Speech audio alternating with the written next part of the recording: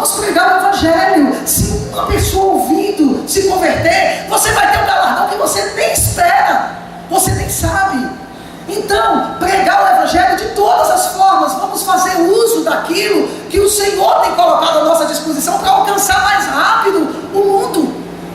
E alcançando, Jesus volta logo e o nosso sofrimento termina. Mas igreja, nós temos a função de dizer para o mundo aquilo que Jesus fez por nós, seja da que forma for. Mas a maior de todas é quando você testemunha. Mas você testemunhando, você alcança aqueles que te rodeiam. Mas você precisa amar e contar aquilo que Jesus fez, porque Jesus não morreu só por você, Jesus morreu por toda a humanidade.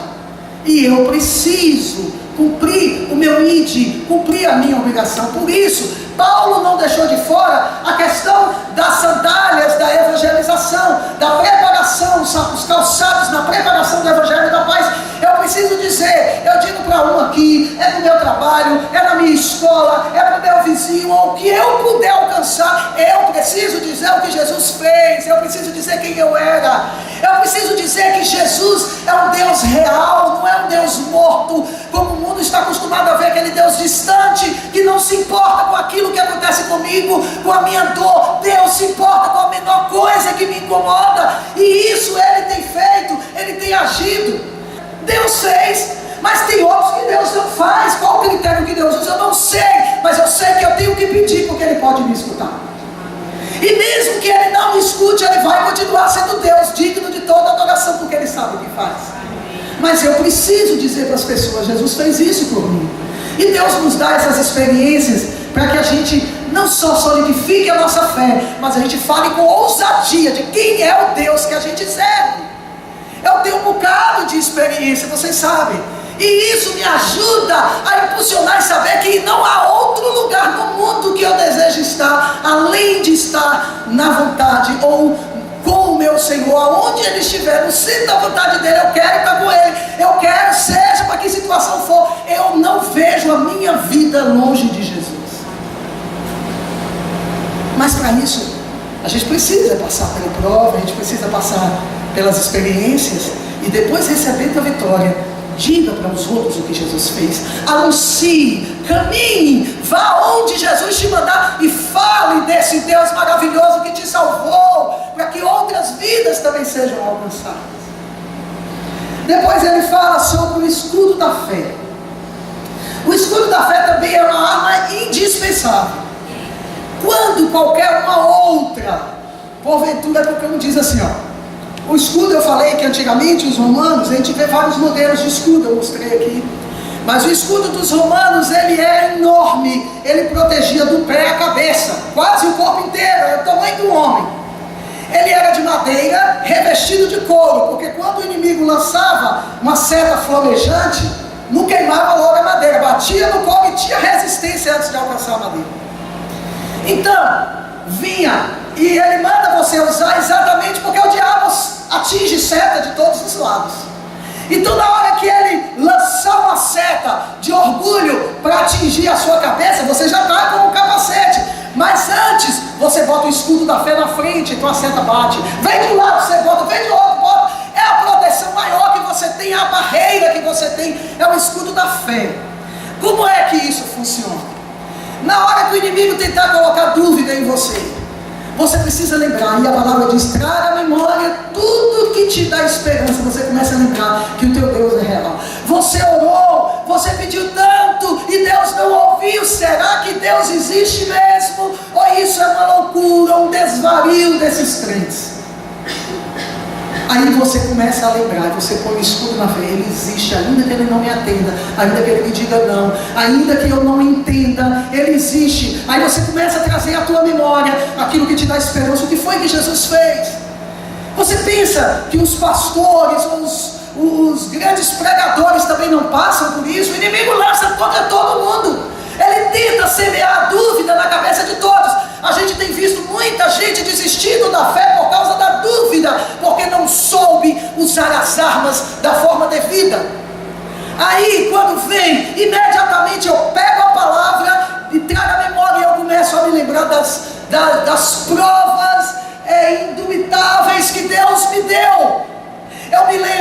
de minha filha que ressuscitou, eu me lembro das respostas de oração, eu me lembro das vezes que eu escutei a voz de Deus, eu me lembro das vezes que Ele me curou, das coisas assim que não tem explicação, são muitas experiências. Eu começo a me lembrar, eu acelero para saber que Deus está comigo. Quantas vezes Ele me deu revelações de coisas que aconteceriam e aconteceu de imediato.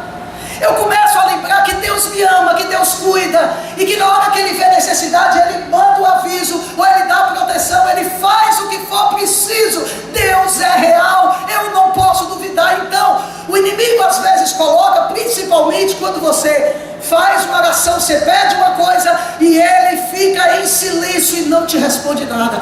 Aí o diabo começa: será que é verdade? Será que Deus existe mesmo? Você não está sendo muito tolo, perdendo a sua vida inteira, não? E que não sei o que, aí bate aquele desânimo, e você começa: será? Isso, aí olha as coisas, aí o diabo mostra assim: olha quanta coisa você está perdendo ali, ó, abrindo mão de tanta coisa para poder servir esse Deus, indo ali para a igreja. Quantos domingos você tem ido para a escola dominical e o solzão na praia, olha que coisa linda, o sol batendo na areia, parece um bocado de glitter, aquela coisa gostosa, sentir o frescor, e começa a colocar, e você começa a duvidar: será? Será? Aí da hora de você botar o escudão na frente e dizer: olha aqui, diabo, eu sei que é você, e o meu Deus tem feito coisas muito mais importantes na minha vida do que um simples gozo, um simples lazer.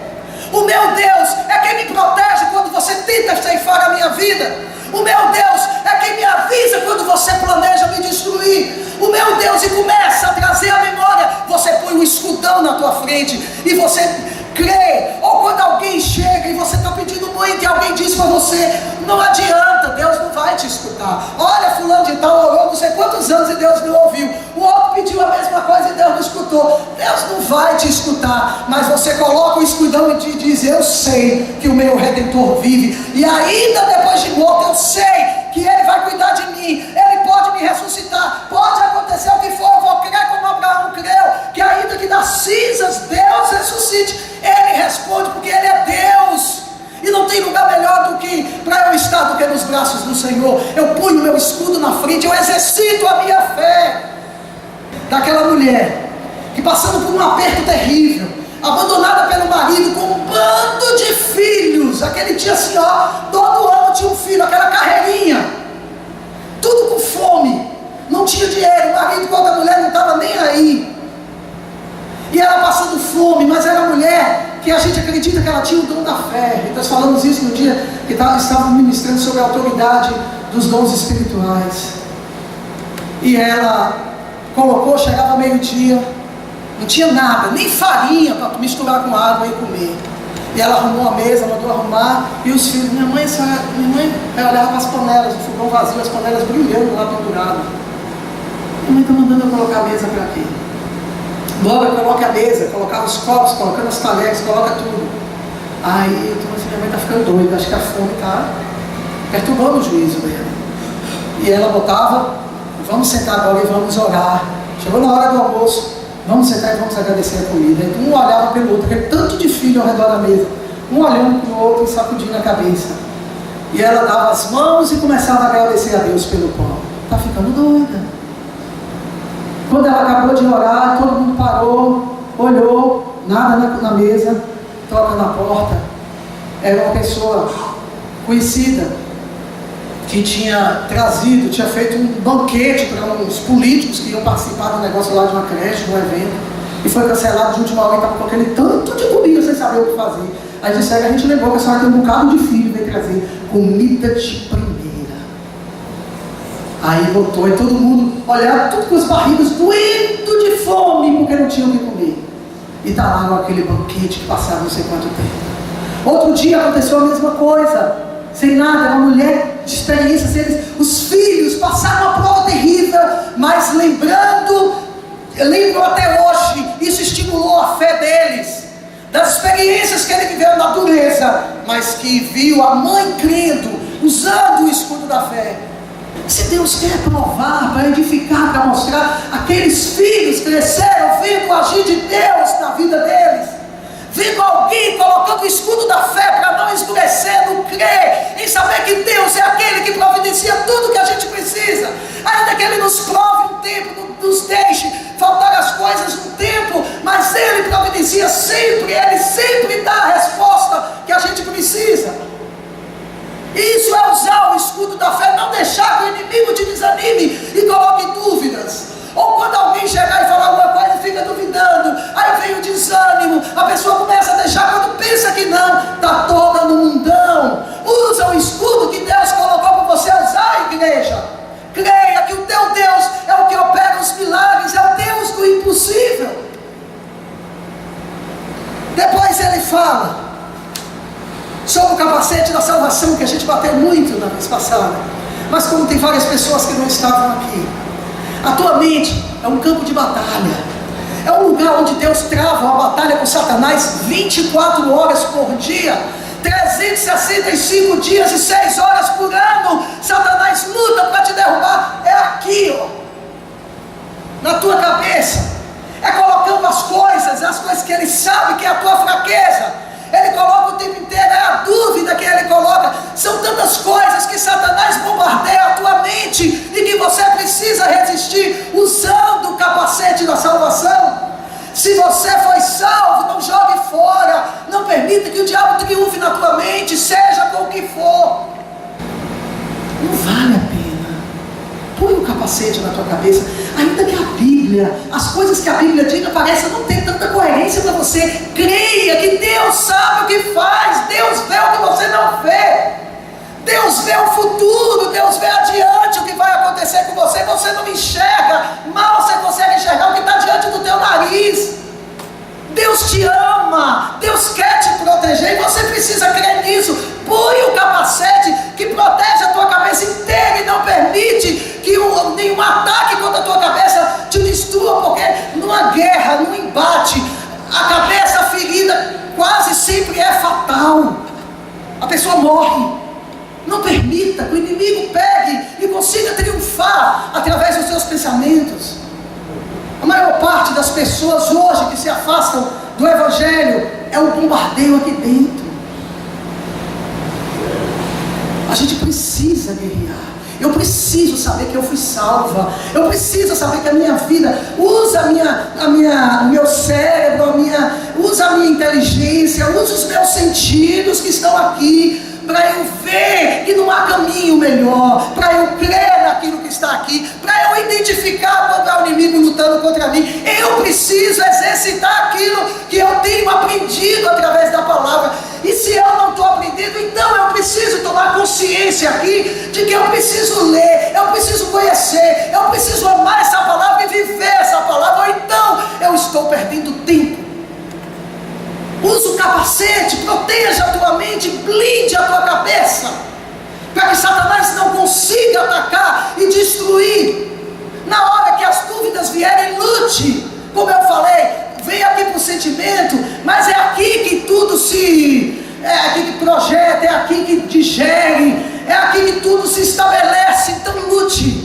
Lembra de quem foi que te chamou, quem te convocou. Você não está aqui de brincadeira. Você está aqui como um guerreiro que está se preparando para a batalha final. Você já batalha todos os dias, porque todo dia Satanás tenta te destruir, todo dia Satanás tenta te desanimar, todo dia Satanás tenta colocar alguma coisa, seja através do marido, seja através da mulher, através do patrão, através de um filho, através de um colega, através de um amigo. O diabo usa qualquer um que esteja vacilando e tenta minar aquilo que Jesus te deu, mas não permita. Porque como diz aqui, a tua obra tem uma recompensa. A tua batalha não vai durar a vida inteira. Vai chegar uma hora que ela vai acabar. E você, tendo conhecimento daquilo arsenal que Jesus te deu, e tendo condições de assumir, porque você é alguém que ama o Senhor, que ama a sua palavra e luta para viver dentro dela, você vai passar pela guerra impoluto, cabeça erguida.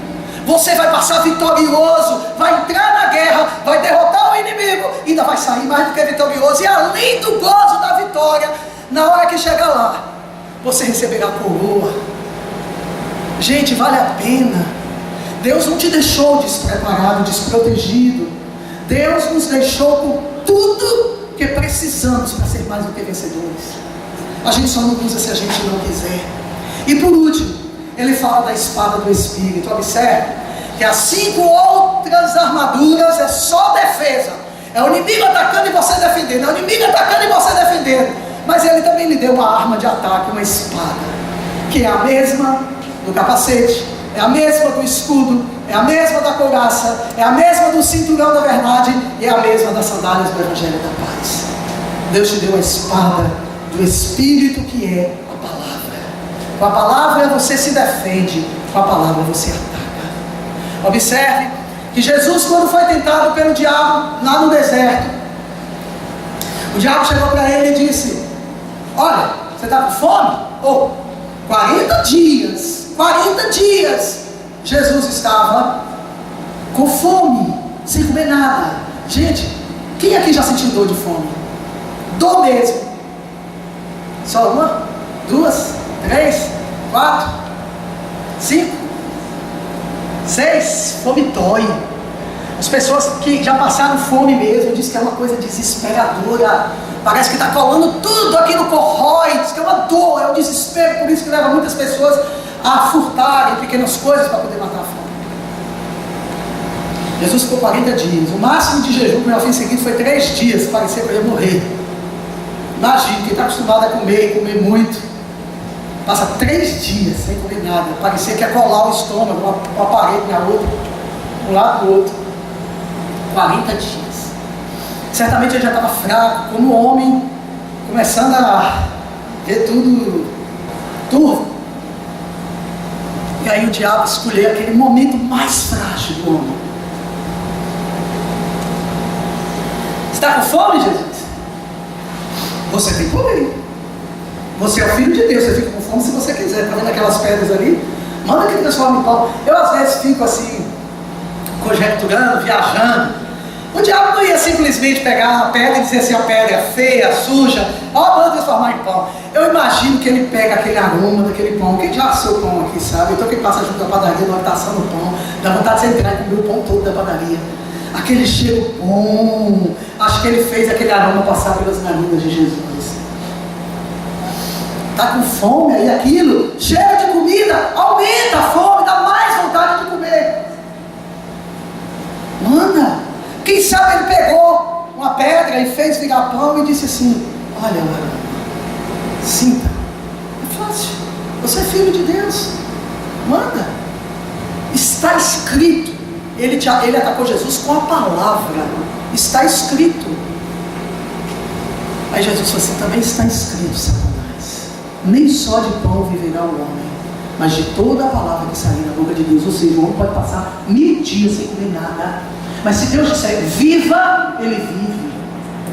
E a pessoa pode estar empanturrando, comendo pão e morrer. O diabo viu que não conseguia, através da fome, tentar Jesus, fazer Jesus pecar. Ele vai e leva Jesus lá para o alto do templo, transportou Jesus para o alto do templo e disse assim: olha, está escrito, não é a palavra que você está usando? Está escrito, lança-te daqui abaixo, está escrito lá: porque aos seus anjos dará ordem a teu respeito, e eles te guardarão em todos os teus caminhos, para que não tropeces com o teu pé em pedra. Está escrito, a palavra vai se cumprir. Então você quer? Faz esse sinal na vista dos homens, vem flutuando daqui de cima e chega no meio deles flutuando. Eles vão crer que você é o Filho de Deus e vão acreditar em você.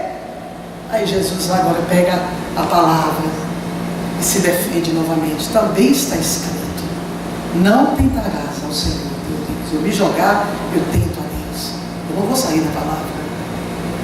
Satanás viu que não adiantava. Leva Jesus agora talvez lá para cima do planeta Terra e mostra o mundo todo. E aí diz assim: olha, todo o poder me foi dado por Adão, toda a autoridade me foi entregue por Adão. Lá no Éden, Adão pegou aquilo que Deus deu para ele, me deu, eu conquistei. E eu vou lhe dar uma mamata. Estou conjecturando.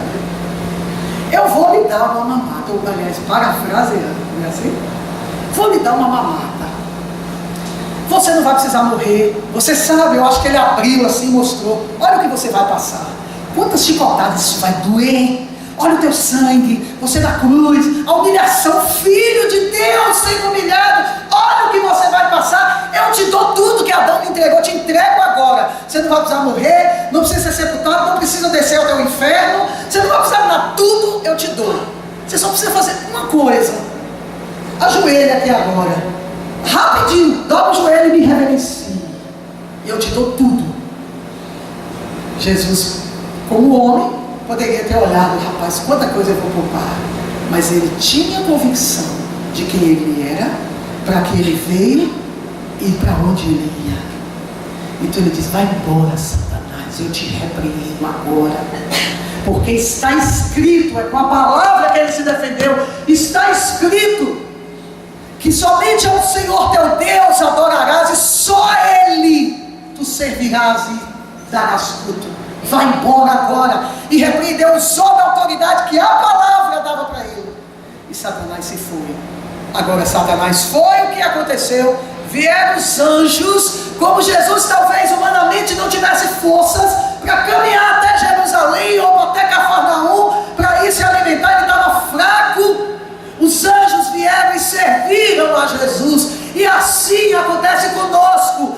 Deus muitas vezes nos deixa na prova. A gente é provado, mas quando passamos por ela, quando provamos que amamos ao Senhor, independente das circunstâncias, nos submetemos a Ele, os anjos vêm e nos servem, lutam a nosso favor, ou dando aquilo que a gente precisa, o que for. Deus sempre triunfa, irmãos, quando nós provamos a nossa fidelidade para com Ele. Ele sempre responde às nossas petições. Às vezes nos deixa na prova sim, mas Ele sempre no final agrada o nosso coração. Os anjos vieram e serviram a Jesus. E Jesus se alimentou e voltou e caminhou. E então começou o ministério dele. A gente precisa aprender. A espada é aquilo que você ataca, mas 5 outras armas te defendem. Todas elas resumem-se na palavra. Com a palavra você fere o inimigo. Com a palavra você se defende do inimigo. Você tem tudo nas mãos. Agora eu pergunto: o que você faz com isso daqui? Quanto você ama isso aqui? Quanto tempo do teu dia você dedica a conhecer aquilo que Jesus colocou para você se defender e vencer o inimigo que todos os segundos tenta te atacar? O que você faz com essa palavra? O que você faz? Que importância você tem dado? Eu sempre tenho dito isso aqui, bato novamente nessa tecla. Compare quanto tempo você gasta na internet, na televisão, nos filmes, batendo papo com alguém, ali no WhatsApp. E quanto tempo você gasta se enchendo e tomando consciência do que é a armadura, como usar a armadura e como trilhar esse caminho para que ela não saia de sobre você? Pare você mesmo, pense e responda para você mesmo.